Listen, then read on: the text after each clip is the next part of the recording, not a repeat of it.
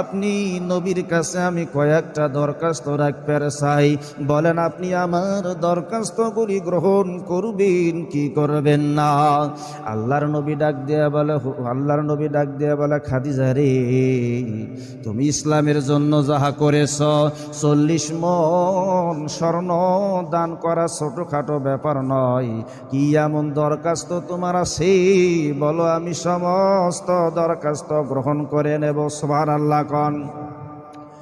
বিবি খাদিজাতুল কুবরা রাদিয়াল্লাহু তাআলা আনহা ডেকে বলছেন, ইয়া রাসূলুল্লাহ, আমি যখন দুনিয়ার জমিনে ইন্তেকাল করব, ও নবীজি, আমার জন্য যেই কবরটা খনন করা হবে, নবী গো, এই কবরের মধ্যে আপনি নবী একটু নিজে শুইয়া গড়াগড়ি দিবেন, আপনার শরীরের পরশ মোবারক এই কবরের মাটির মধ্যে লাগাইয়া দিবেন। হয়তোবা আপনার শরীরের পরশ লাগার কারণে কবরের আযাব থেকে আল্লাহ আমারে হেফাজত করবে।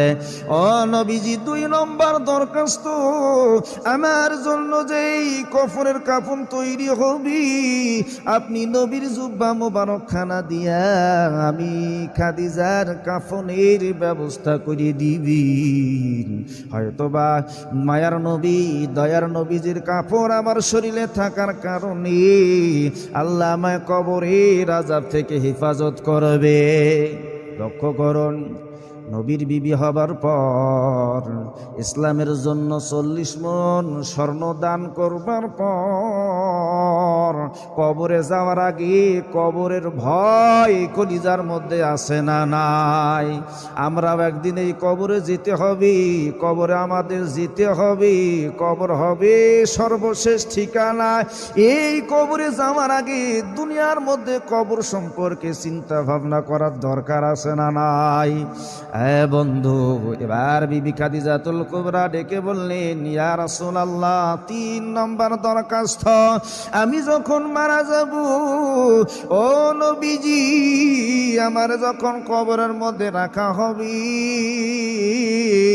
কবরের মধ্যে যখন মুনকার নেকির সওয়াল করার জন্য আসবে, ও নবী, আপনি নবী, আমি খাদিজার পক্ষ থেকে সমস্ত ফেরেশতাদের প্রশ্নের জবাব দিয়ে দিবেন।